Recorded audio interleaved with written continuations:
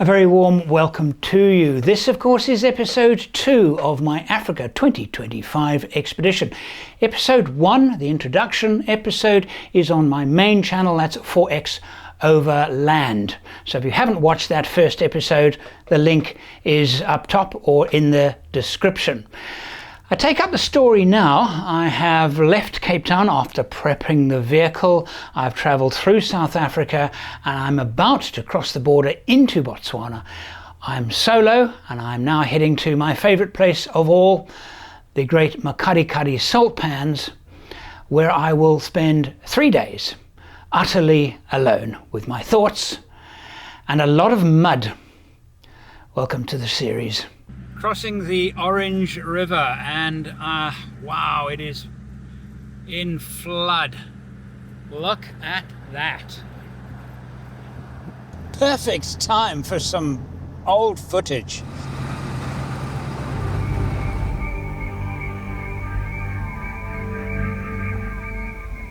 So now the Orange River, very, very important waterway in South Africa.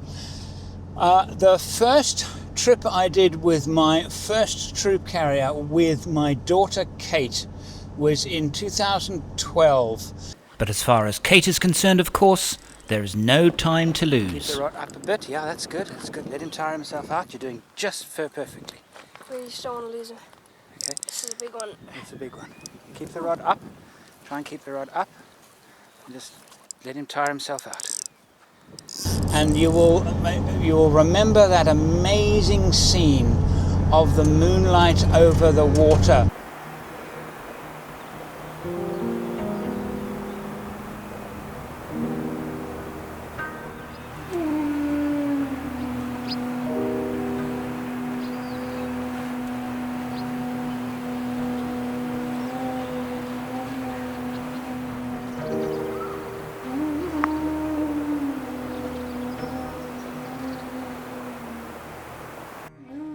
Tyler, it's the biggest fish I've ever caught.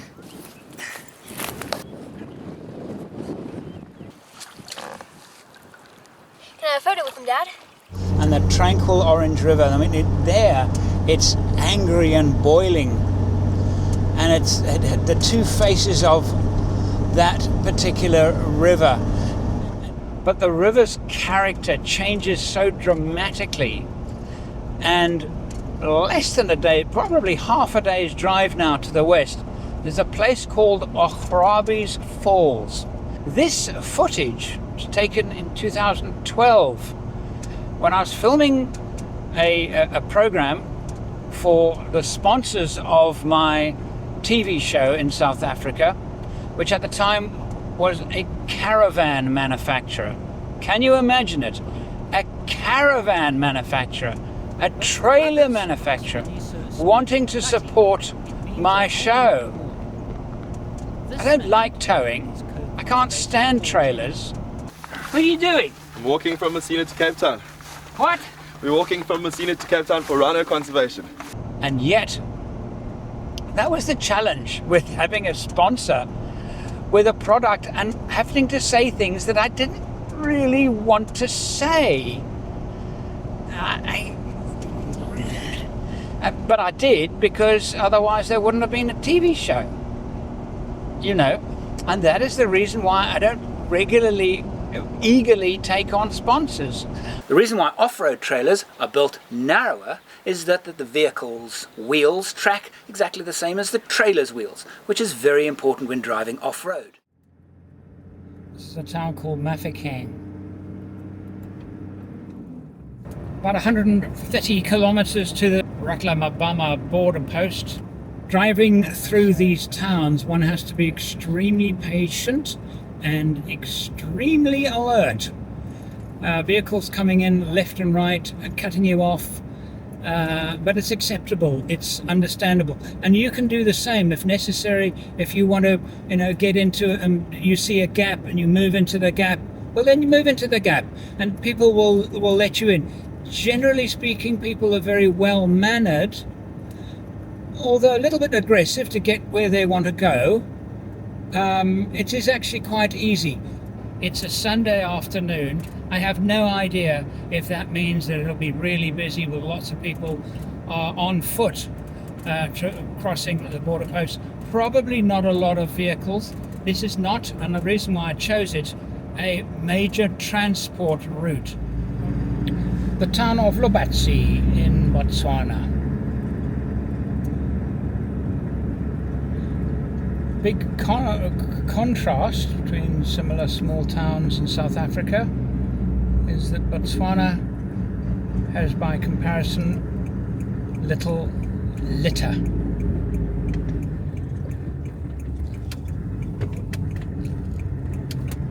I was recognised at the South African side of the border post by a chap who knew the channel and then asked me for a Coke.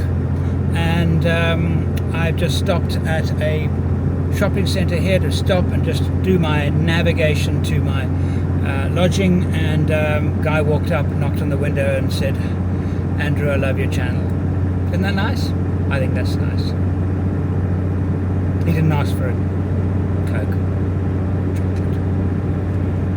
I gave the other police 2 Cokes and a chocolate. But he did recognise me. "Hello, Mr. White."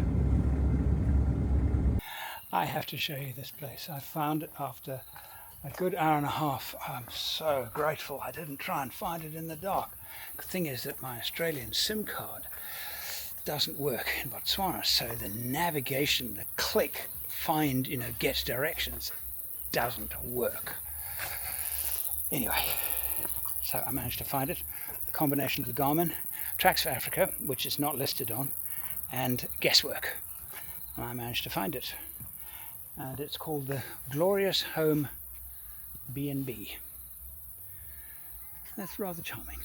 I feel strangely detached from the world. In a very good way. Tomorrow there'll be nobody for miles. Good morning. I'm all packed and ready to leave. I'm going to have I have a little breakfast here. So today my adventure begins properly.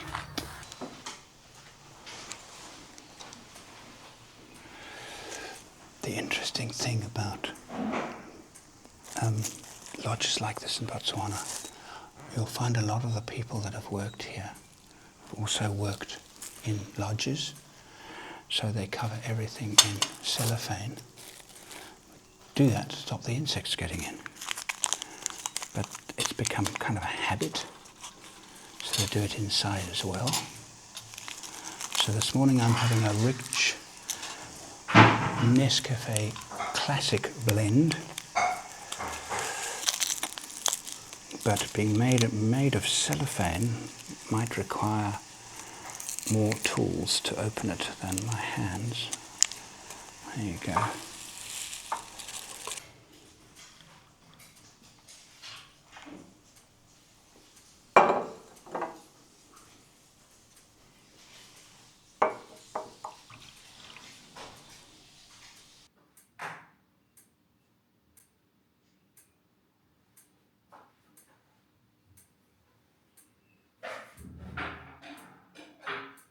On my way in yesterday afternoon, I didn't think to actually film because I was really struggling to find the place.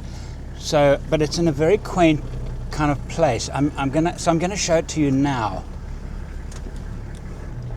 It's about 20 kilometers north of the capital city, Gaborone. So you can imagine it's an up and coming neighborhood. But the mixture of really quite nice buildings and then just basic breeze block structures.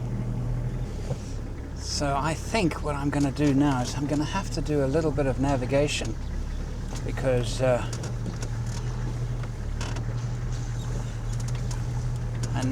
not sure of the way. I'm just kind of busking it right now.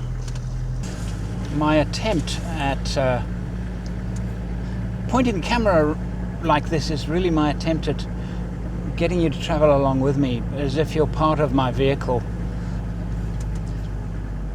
Pointing the camera, that's a lovely look at that over there in the distance there. Hundreds of chickens around that household.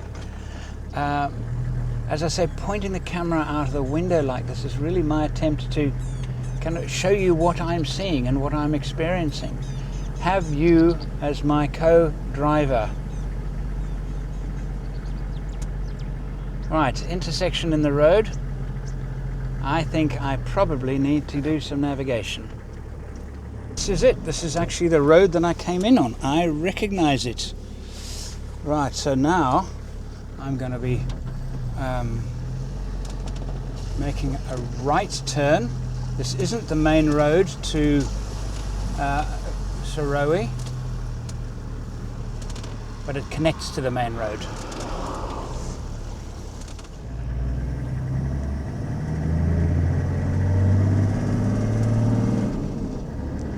We have approximately 550 kilometers to go today, and then I hit bush track. Behind a big truck up a big hill. I've just driven through the town of Mahalapi. Mahalapi has significance for me, and it is a perfect opportunity to tell you about a catastrophic breakdown that happened in this town. I'm going to pull off here.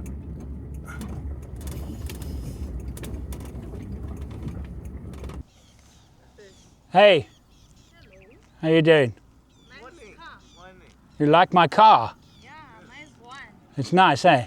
My filming in Botswana has begun, and no sooner has I turned on the camera that I was interrupted.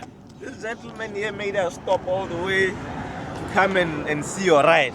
He said he follows you on YouTube or something. Oh, you follow me on YouTube? Yeah. I'm busy now. Ah, Yeah, okay. yeah. I'm amazed. You're the third person so far in Botswana who's recognized me. I've only been here 2 days. Really? Oh. Yeah. So what is it that you do? Yeah. So you've got a stalker right here. It's a stalker. A He's fan. stalking you. So now you're on. Now you're I'll on. call him a fan. Now you're on camera. Ah, hey. Hello YouTube. Big fan here. Yeah, I'm a big fan. He's a big fan. Okay. Ah, it is nice. It is nice. It's nice meeting you. Still would survive an apocalypse, eh? An apocalypse, no, this is nice. As long as the apocalypse is very short. Oh, yeah. Couple of days.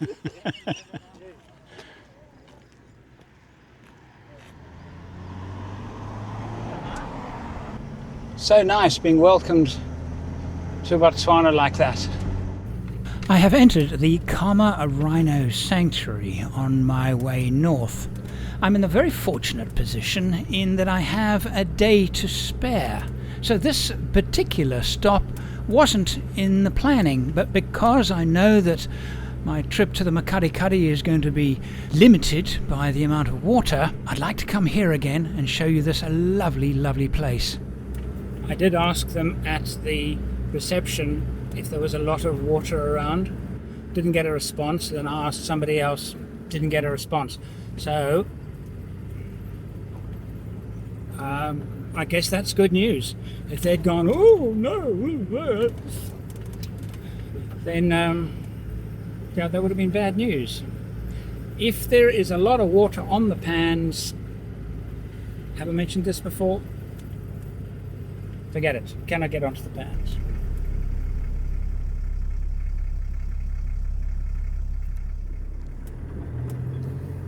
I asked them for a camp where there would be no people, and they suggested campsite 12, which is a right turn here. Here it is. Nothing wrong with that.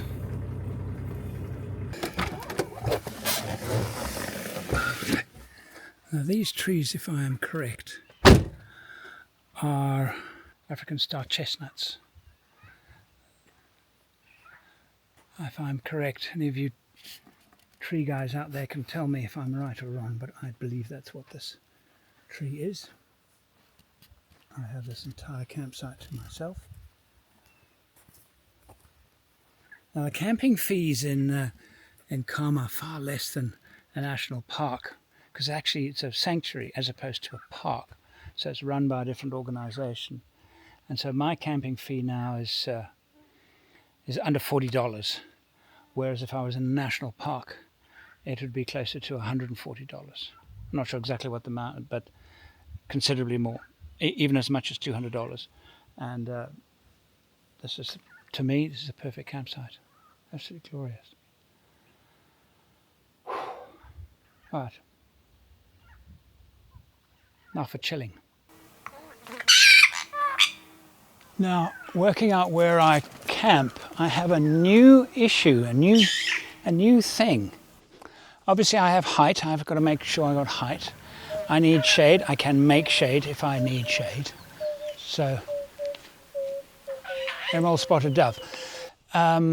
I can make shade, but I've got a Starlink, which I'm going to try for the first time. My solo trips, I've never done this before. So I've got a Starlink, and the mount for it is on the roof of the Hercules.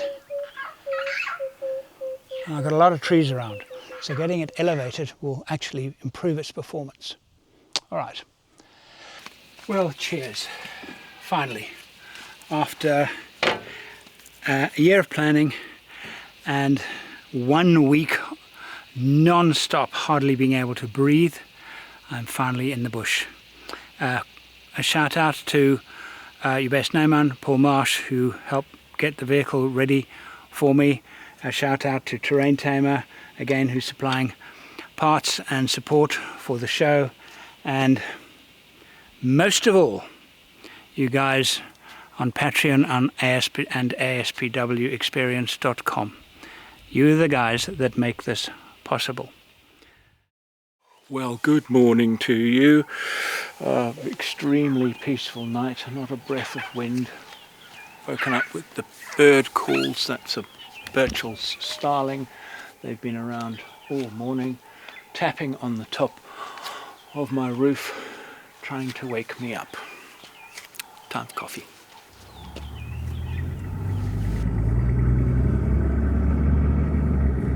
I'm going to go and have a look and see if I can find some animals.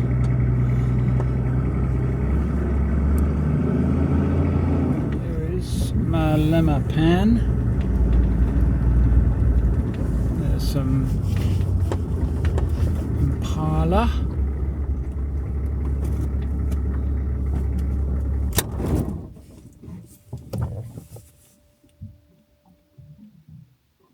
No animals at all at the pan. And there is so much water about. There is no reason for the animals to come to the pan. I don't want to rant. I really don't want to rant. But this tourist is chasing the animals on the other side of the pan. That is a rental vehicle.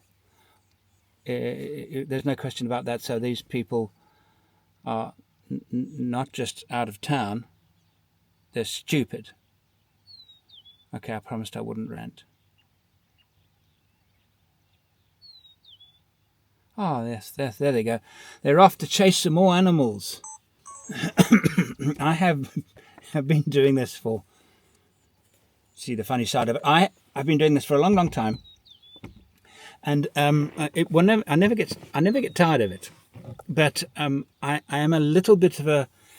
Well, I don't want to be with people. I don't mind not seeing any animals. I don't have a problem with not seeing any animals. What I have a problem with is seeing people, because I have to deal with and cope with watching that. That's not a track. He's just driving through the bush. I promised I wouldn't rant. Look, when I say I'm not going to rant and I promise not to rant, just ignore me, okay? I'm sorry this is very boring for you. There was a Birchall's cuckoo. I could have touched him, but by the time I got the camera out, he had gone. So, gives you an idea how difficult. I got a magnificent shot earlier of a zebra. How difficult wildlife photography and filmmaking is. You have to be sitting in one place and wait for the animals to come to you. Then you have a chance of doing something amazing with wild animals. But in a car like this, and the bush is so thick, very rarely is it this thick. It's because of the rains. So this is also the reason why April, it's not high season. Because just after summer the bush is very, very thick. There's been no time for it to dry out a bit and become a little bit less dense, and therefore easier to see the animals. Animals, of course, absolutely love it because they don't have to put up with tourists.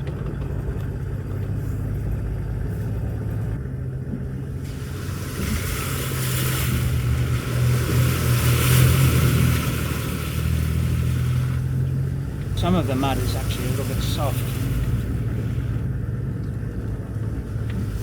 I locked my hubs before I left the camp, and I've put it in four-wheel drive because I don't want any horrible surprises.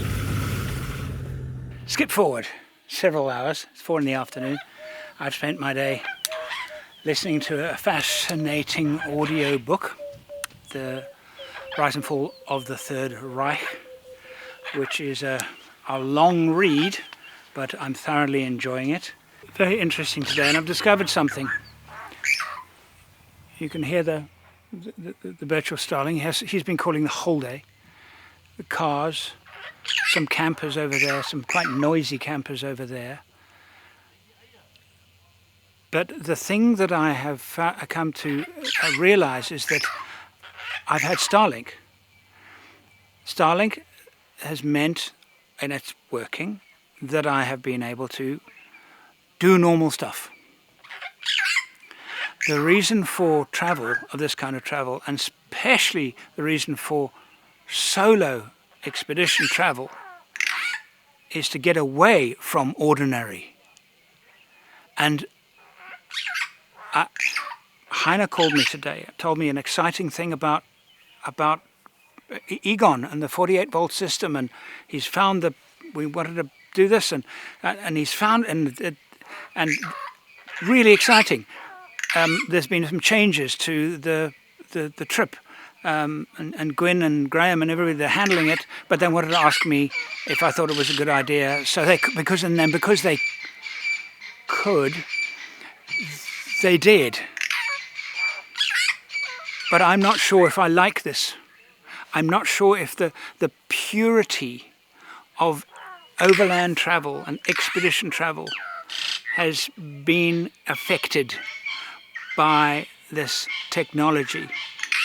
So I think I have a love-hate relationship with this thing called Starlink.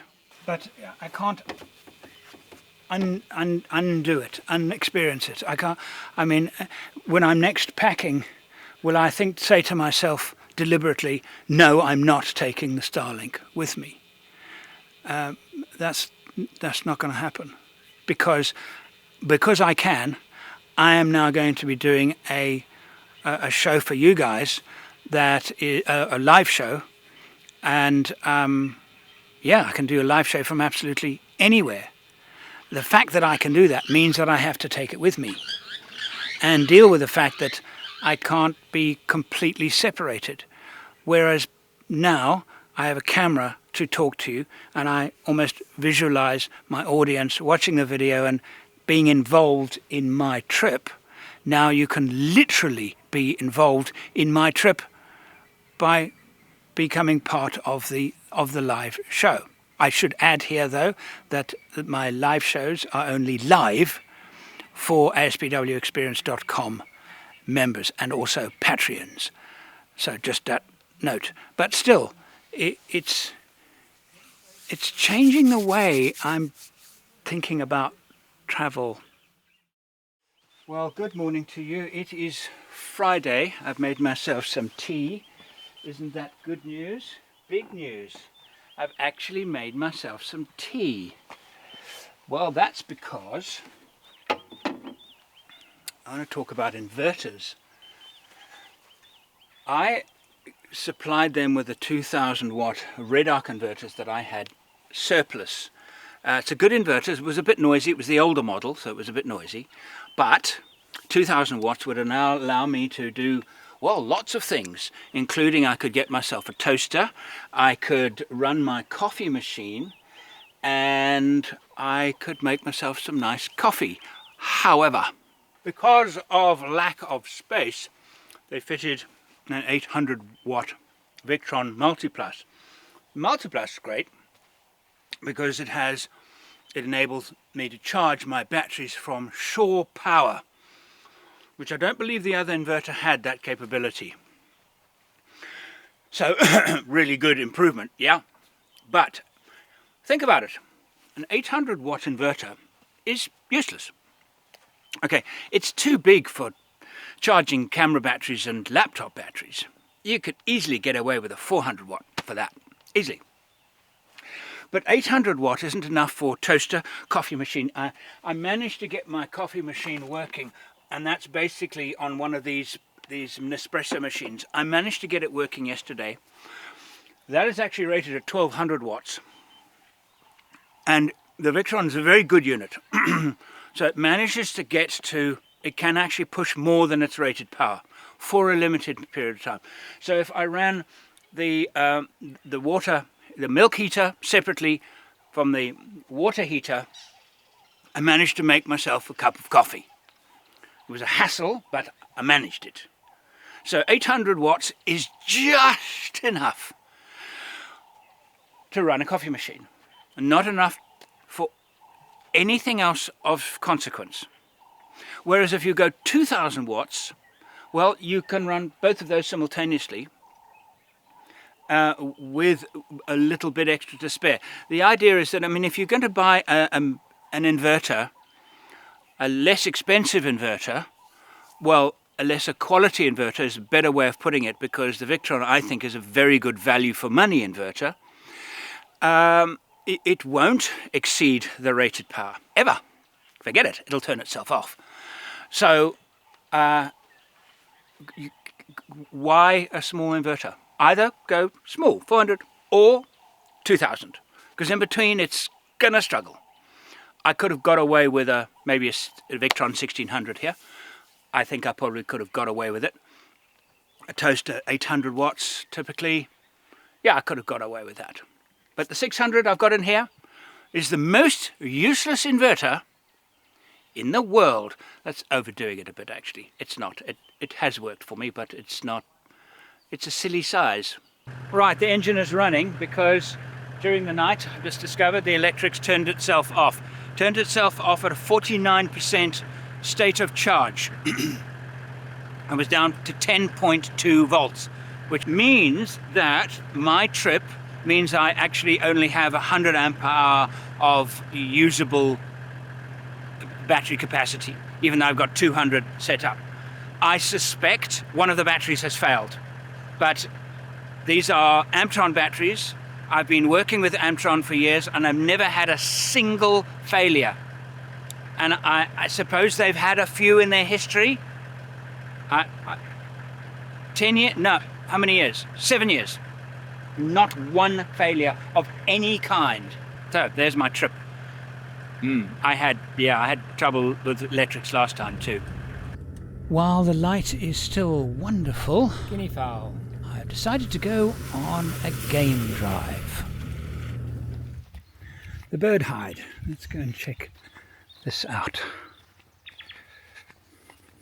Oh, this looks interesting.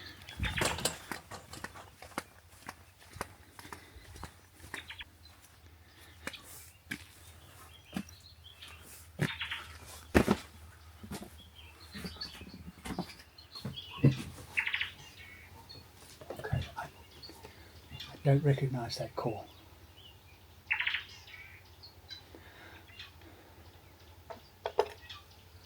This is guinea fowl. Red-billed Franklin. There goes a cuckoo. Just flew off.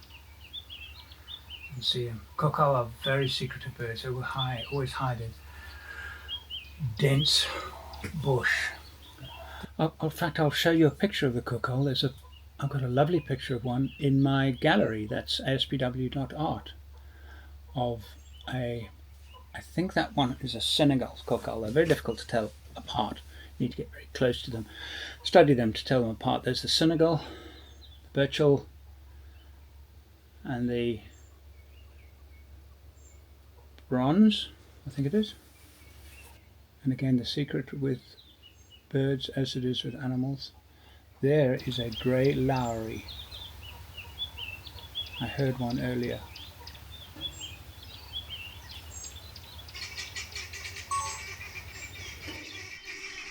This is the arrow-marked babbler.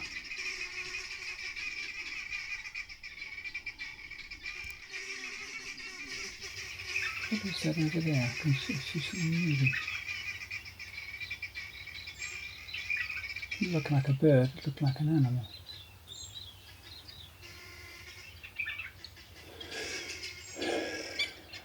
You know what would be perfect now? If Gwyn was here, A. B. I had a nice cup of coffee. That'd be good. I haven't had coffee this morning. I woke up, went straight to work.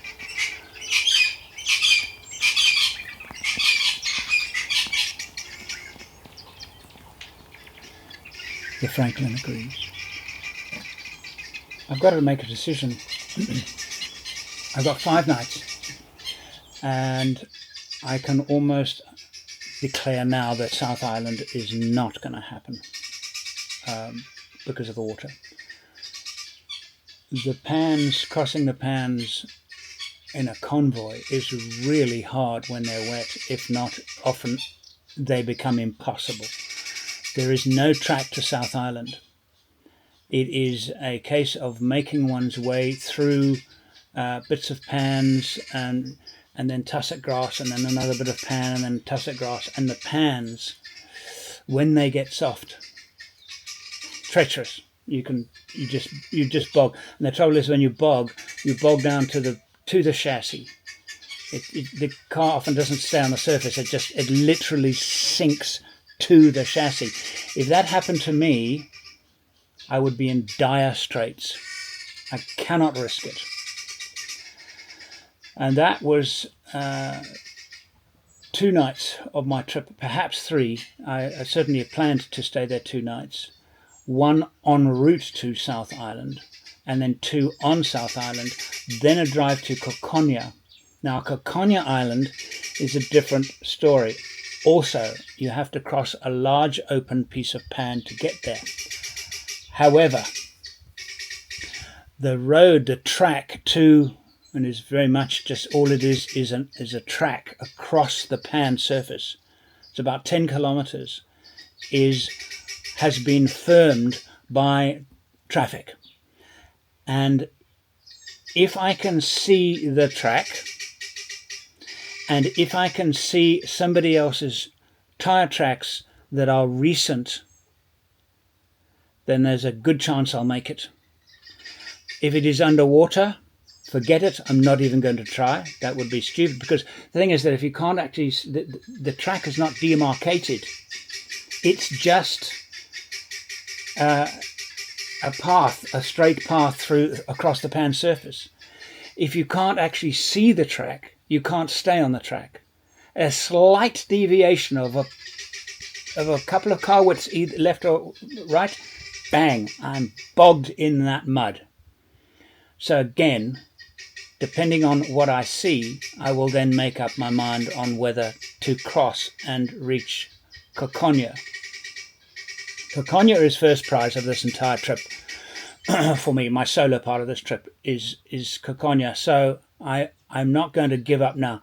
South Island, I'm not even going to go there. I've been there so many times and turned around and said, forget it. Enough times. I don't know how many times. 4 times? And so I know with this water, forget it. I think I'm going to spend another night here at Khama Rhino Sanctuary. It's just very peaceful, very nice, and I can just enjoy the surroundings. and then head off tomorrow and go directly to Kokonya to see if I can get through a Kokonya. I think that's what I'm going to do.